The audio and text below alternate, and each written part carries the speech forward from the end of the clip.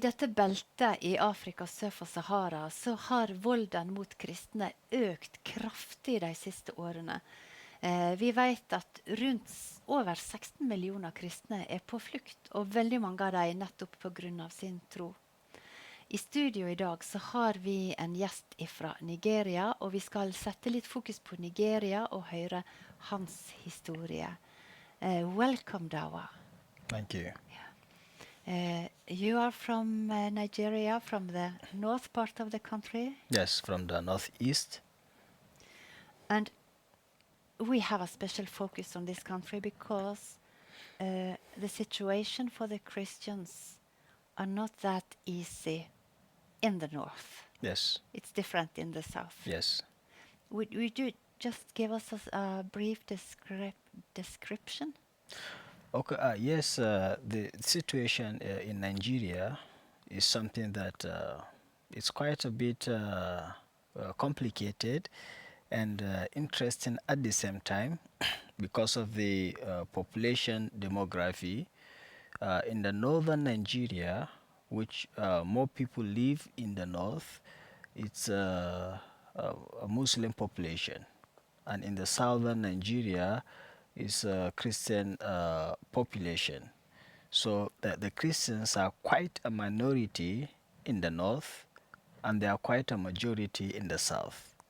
And then considering how vast Nigeria is with different cultures, more than 500 languages, more than 920,000 square kilometers, then people from the south are not aware of what is going on typically in the north, and then from the north also they are not aware of what is typically going on in the south. So when we talk about the violence, when we talk about the persecutions against Christians, some people who have never gone to the north from the south may not really understand it, even from Nigeria. So that means that the churches in the south maybe don't know about what's going on in the north.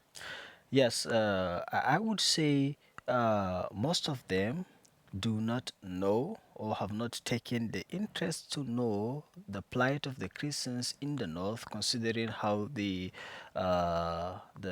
country is big, and then some because the people who are coming from the north to the south, most of them would be Muslims, because we are Christian minorities in the north. So even when we go to the south, I have some of my classmates from the seminary who are pastoring in the southern Nigeria. They are pastoring the northern migrants that are in the south.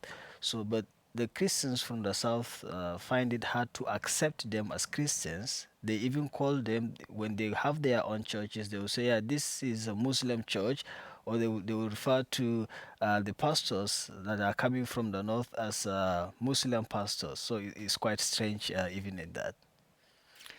And you, we need to know a bit more about you, because you say going to the seminary. Yes.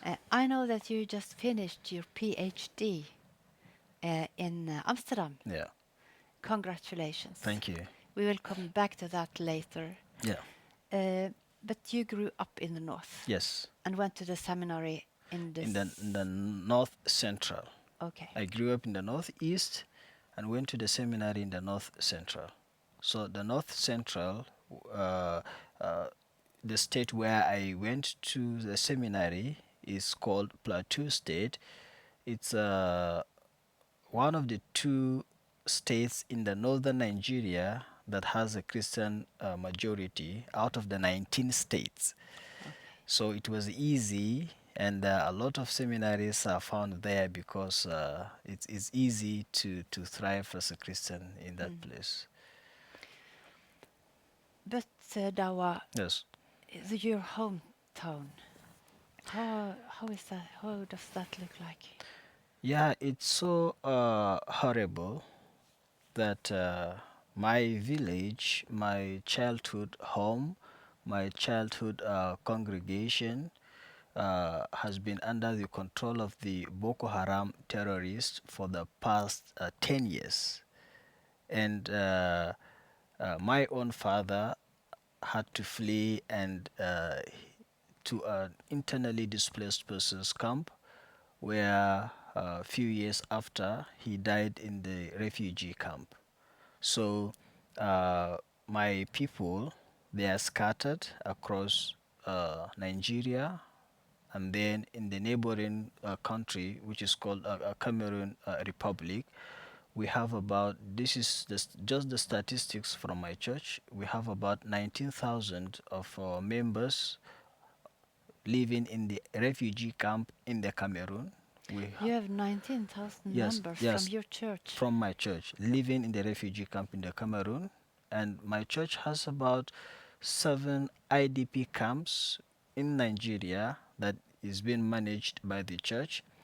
Thousands live in those camps, and the situation there is so much alarming that, for the past 10 years, children that were the age of 3, 2, or 4, you could imagine how old they would be at this point. So all they knew, and all they know, is that that is their home.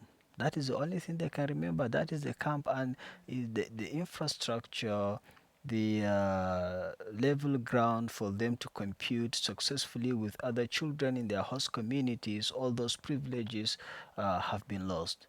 So that is the just a statistics from my church. We have a lot of denominations in that particular area, but then if we put everything together, we may spend the whole day talking about this, and it's very horrible to imagine.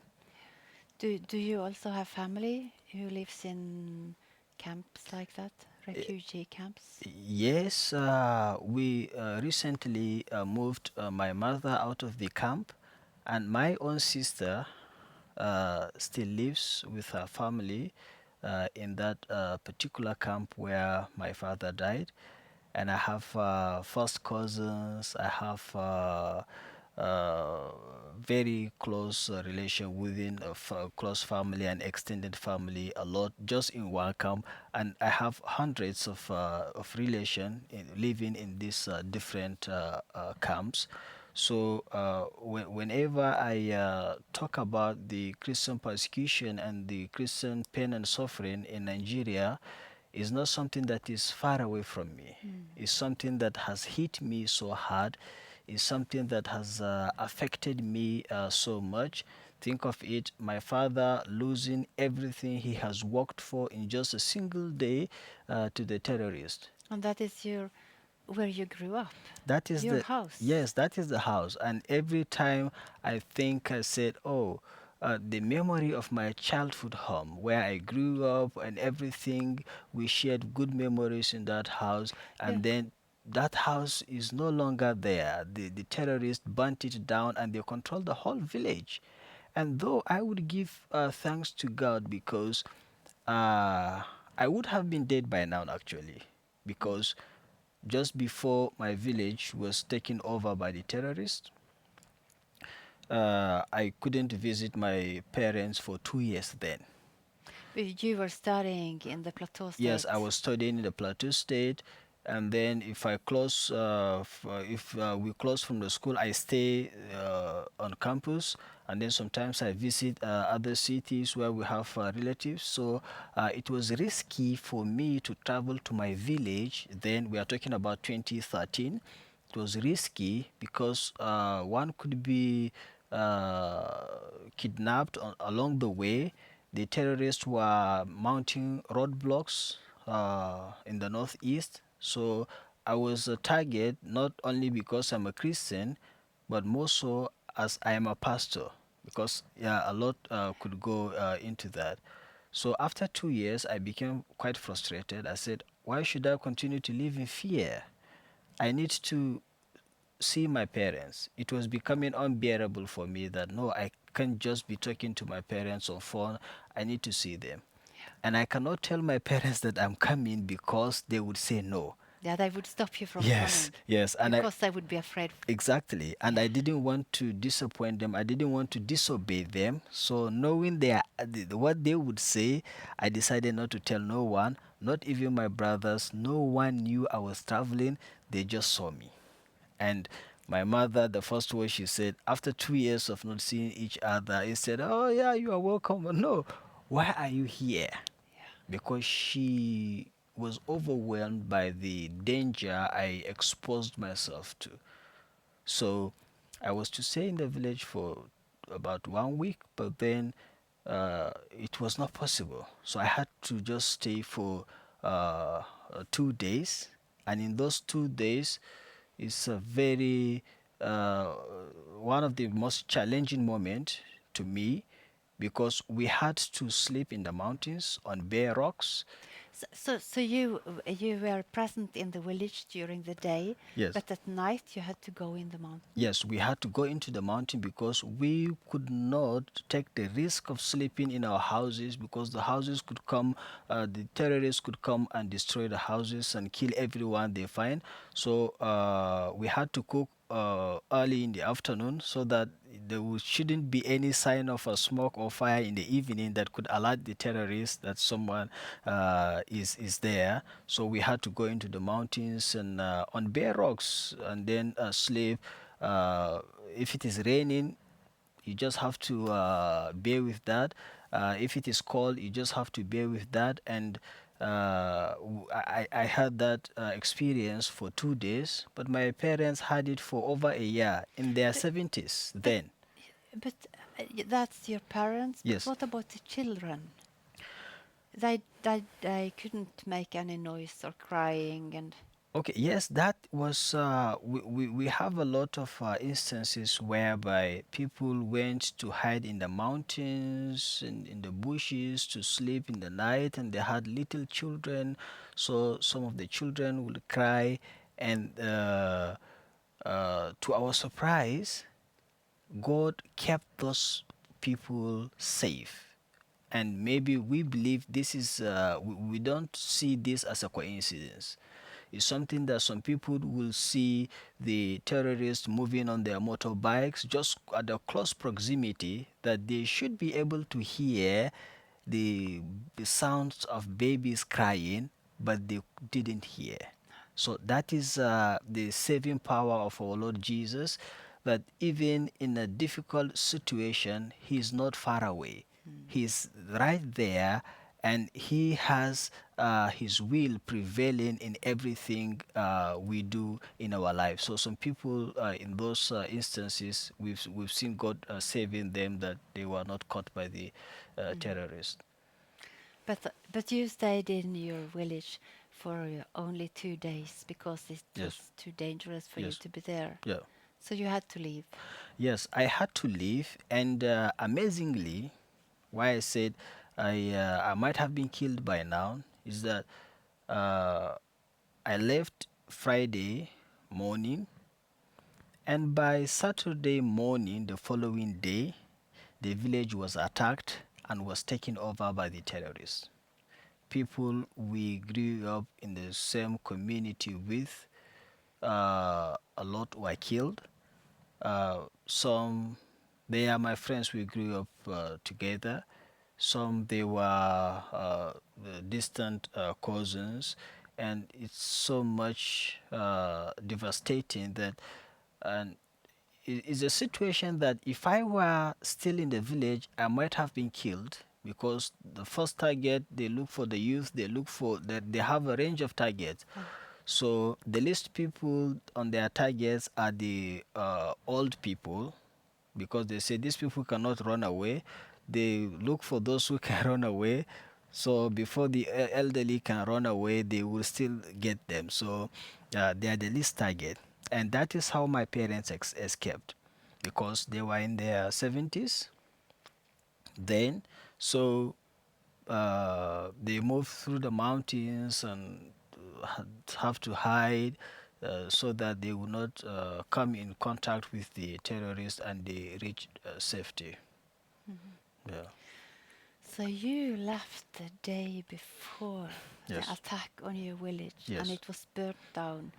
Your home where you grew up was destroyed totally. Yes. Your parents fled, and they never came back there. No. No. No. How did you manage to get contact how did you get to know about what happened? Yeah, about what happened to my village. Yeah, to Yeah, your village. yeah, because when the people came to attack the village, so some people were able to flee. Is something that we got to know uh, a day after, because some people had to, there was no network reception, because everything they cut down, they burnt down the mobile telecommunications, so there was no way to communicate with people there. So the people that were coming, in my situation, because when I left the village, I went to the city.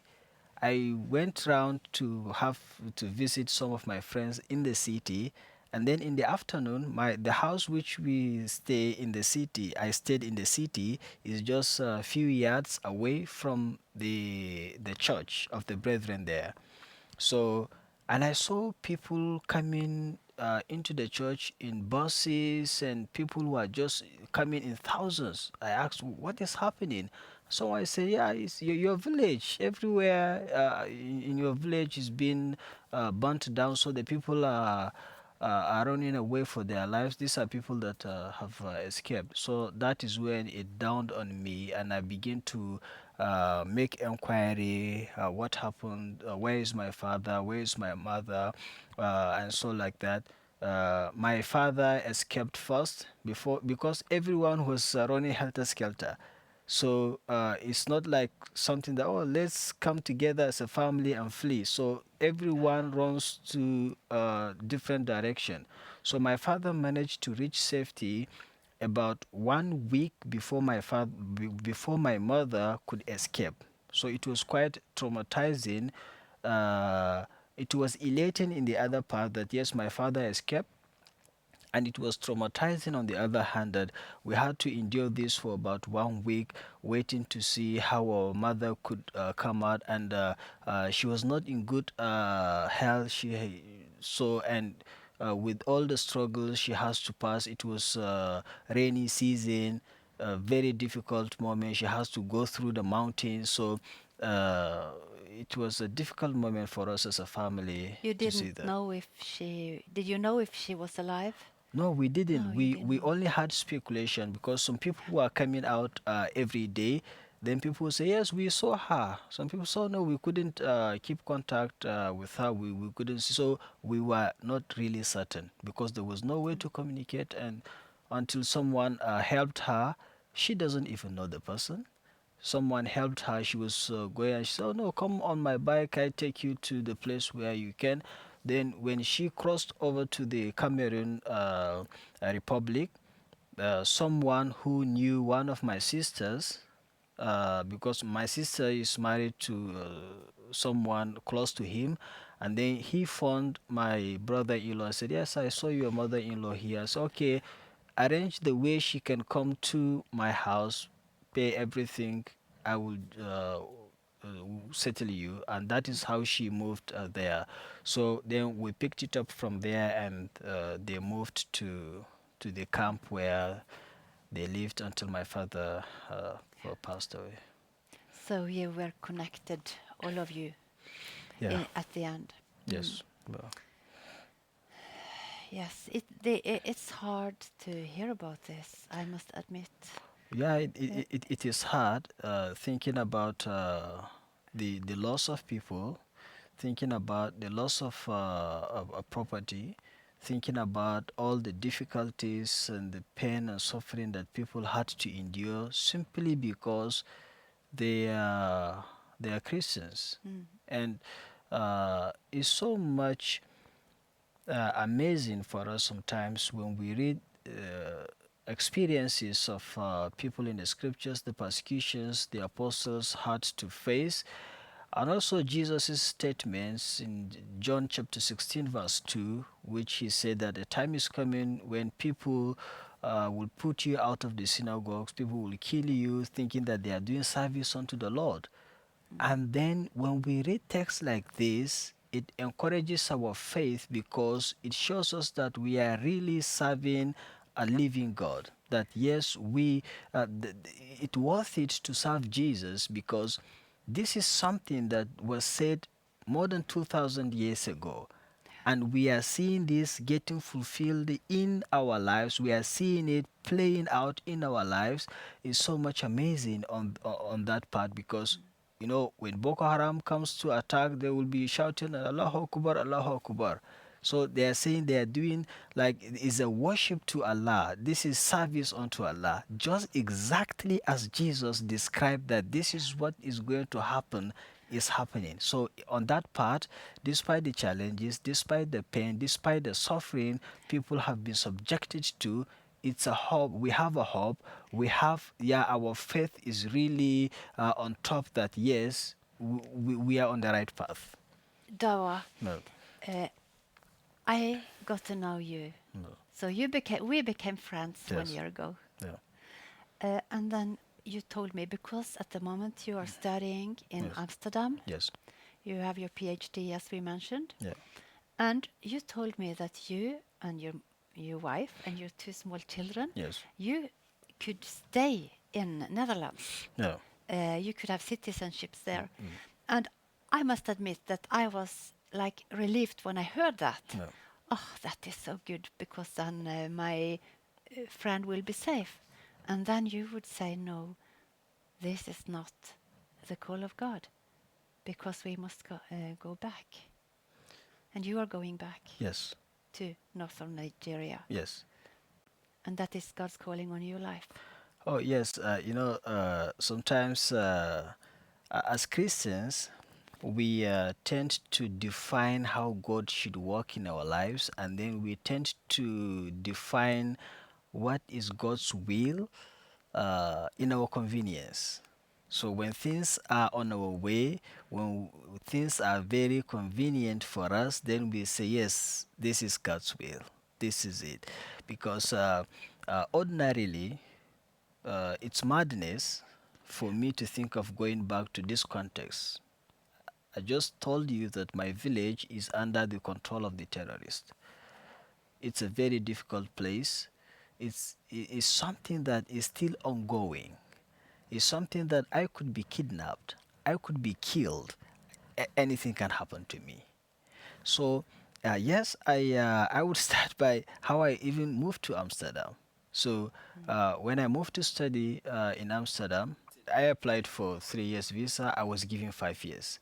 What that means is that if I've stayed, the type of visa I have, if I stay for 5 years, I can move toward naturalization. But God has laid it in my heart this clearly that my work for Him should be in Nigerian context. So I submitted my will to under God's will, moving my family back to Nigeria after my studies in pursuit of God's will. So it's a difficult decision to make. It's a lot of things are at stake, but at least we found peace in the Lord that is where He wants us to be. Yeah. Thank you for sharing. I appreciate, my pleasure. Til deg som har fulgt dette programmet og blitt litt kjent med Dawa, vil du være med og be for han og familien når de i begynnelsen av neste år reiser tilbake til sitt hjemland for å spre evangeliets lys der? Gud velsigne deg.